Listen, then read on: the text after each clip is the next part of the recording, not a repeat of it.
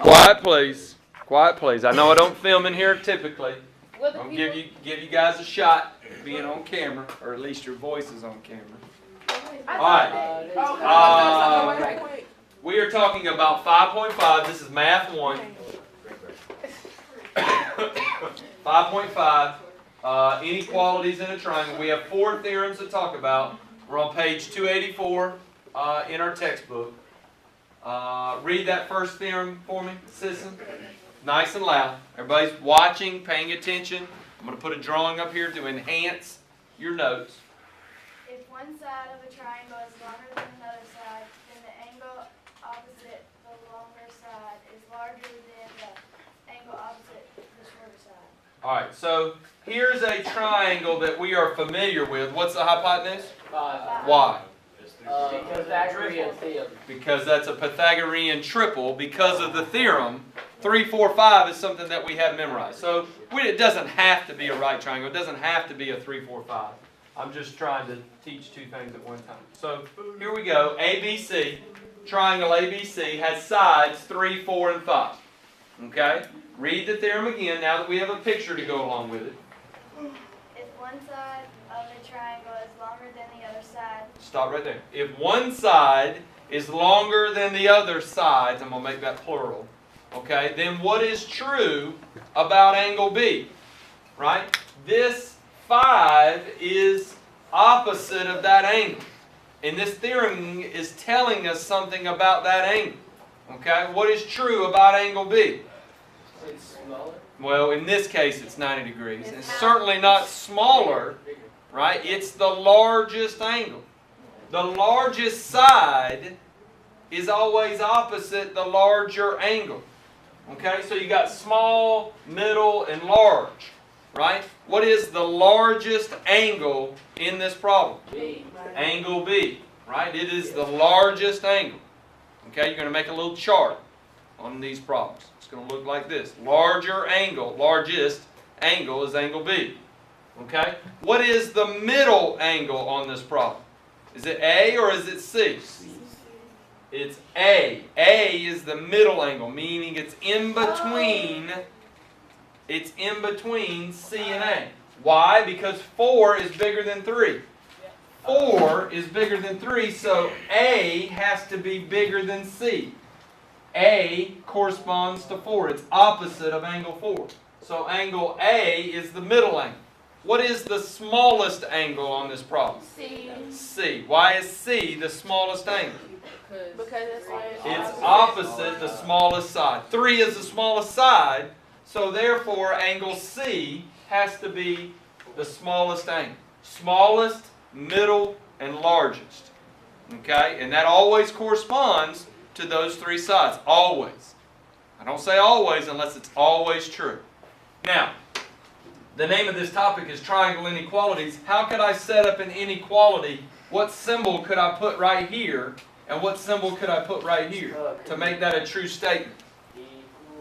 Not equals. the bigger the Angle C is less than angle A. Put that on your paper. And angle A is less than angle B. Is that a true statement? We don't know what those angles are. We know that angle B is 90, just in this case. But we don't know what angle A and angle C are. Okay, we don't know what those angles are. But we know that angle C is the smallest angle. Why? Because it corresponds to the smallest side. We know that angle A is the middle angle because it corresponds to the middle side. And we know that angle B is the largest angle because it corresponds to the largest side. And that's how we can write our inequality. Right? On a test, they may do angle C and angle B and ask you to put an inequality in there. Right? Which is bigger? Angle C or angle B? B. B is larger. Right? So we would say less than, angle C is less than angle B, right? The fish is eating the bigger angle. Right? That's what you have to remember. Some of you don't know less than or greater than. The fish is eating the bigger angle. Okay? So angle C is less than angle B. All right, let's do another example that's not a right triangle. Probably shouldn't have done that, but let's try another one. We got one right there. 11, 12, and 21. Is this the same D, theorem? F, Yeah. and E. Same thing. What I need you to be able to tell me is immediately what's the smallest angle. Oh, 11. E. Oh, Wait. E is the smallest angle. Why is it the smallest angle? Because 11 is the smallest side and it corresponds to it. They are opposite of one another. Angle E is the smallest angle. Okay, what's the middle angle in this problem? D. Angle D is the middle angle. And then what is the largest angle in this problem? F. Angle F.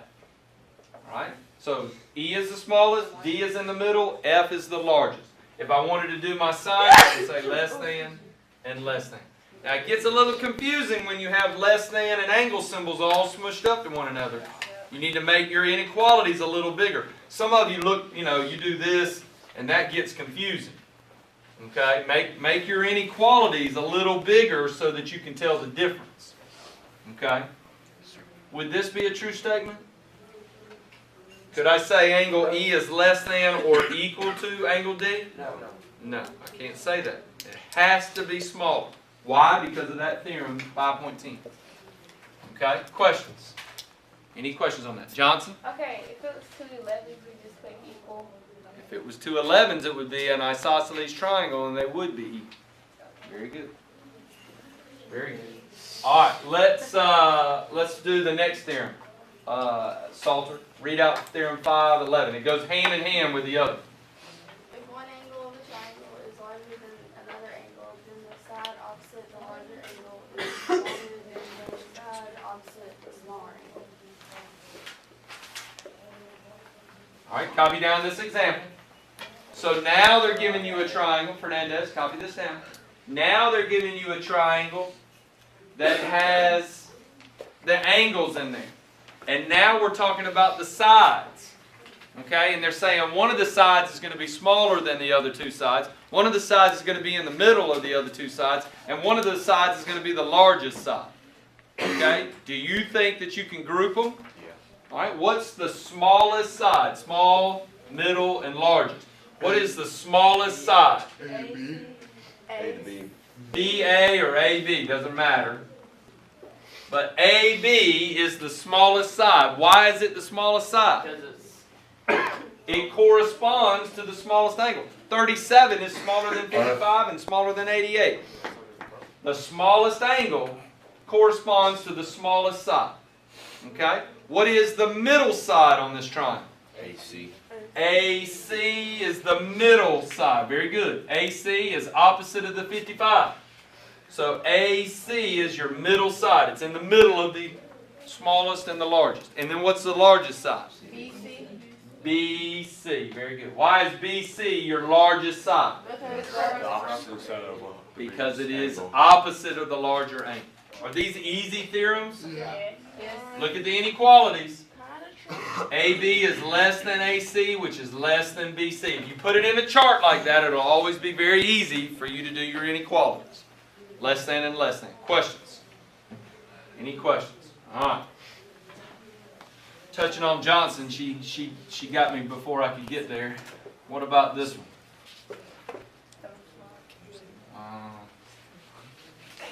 Is it?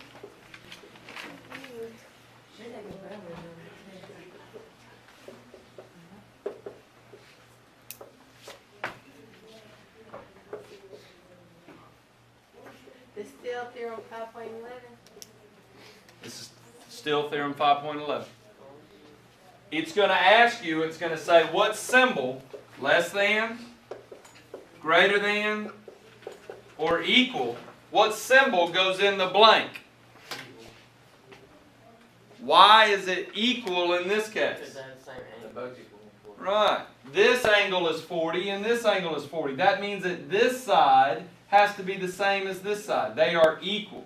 XY and YZ have to be equal. Why? Because those base angles are equal.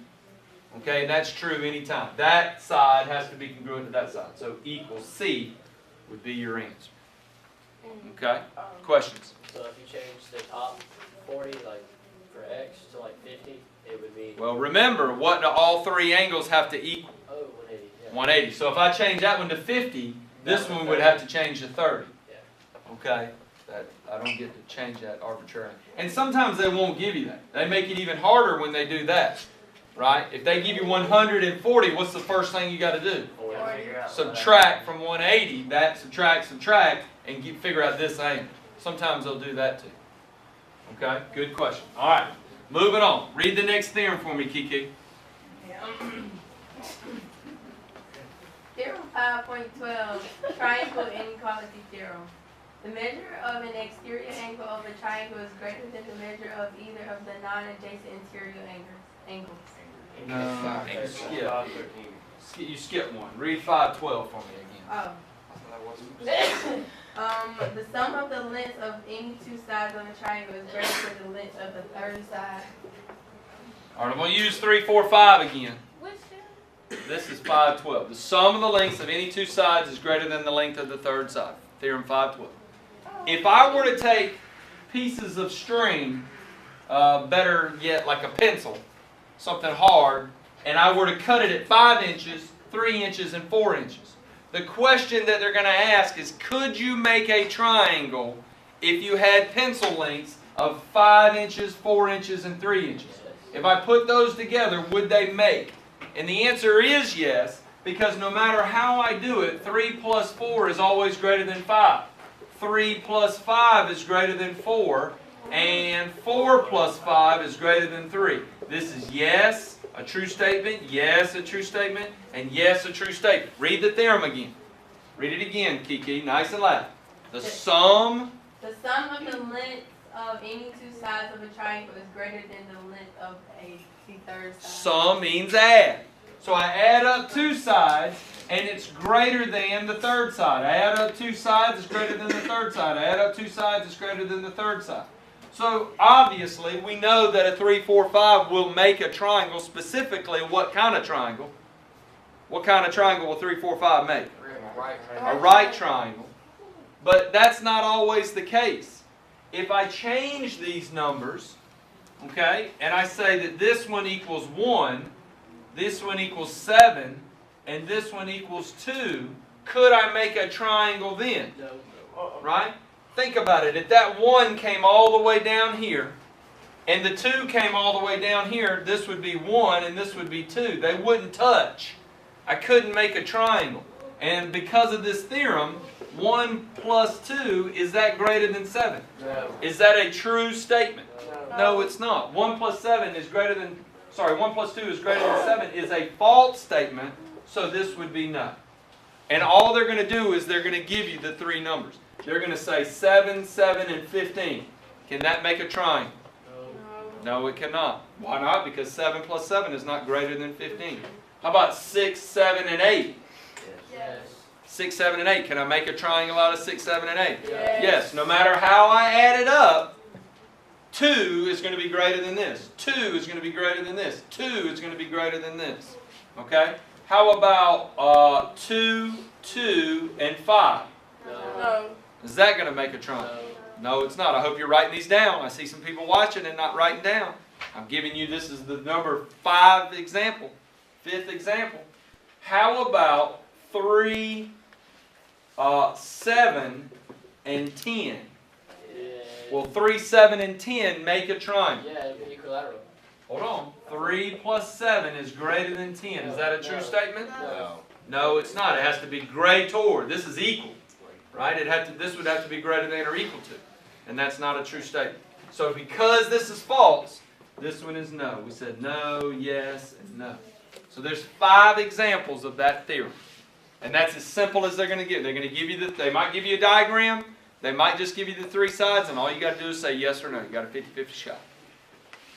Huff, you good? All right, read the next theorem out for me. The measure of an exterior angle. Stop right there. Let's talk about what an exterior angle is. Right? You've got 1, 2, and 3. Those are what kind of angles? Everybody look up here. Draw this in your notes.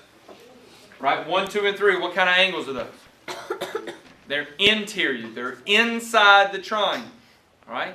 This theorem is talking about an exterior angle. Well, what is an exterior angle? It's outside the triangle. 4 is an exterior angle. Okay, you've got one here and here. I'm not going to draw it. But 4 is an exterior angle to this triangle. Okay? So now let's talk about the theorem. Read it again. The measure of any exterior angle of a triangle is greater than the measure of either of the non-adjacent interior angles. All right, non-adjacent. Is 3 adjacent to 4? Yes, it is. So we're not talking about 3. It's talking about non-adjacent interior angles. Is 1 non-adjacent to 4? Yes. Yes, it is. How about 2? Is 2 non-adjacent to 4? Yes. Yes, it is. So it says angle 4 is greater than angle 1. And it's saying angle 4 is greater than angle 2. This is the theorem. Read it one more time for me, y'all. You're doing a good job. The measure of an exterior angle of a triangle is greater than the measure of either of the non-adjacent interior angles. Angle 4 is greater than angle 1, and it's greater than angle 2. That's a theorem. Okay, very few problems come from this theorem, but that's the theorem. Okay, questions? Elijah. All right, good. I'm going to stop the camera here. We're going to do some problems out of your workbook. Get your workbook out.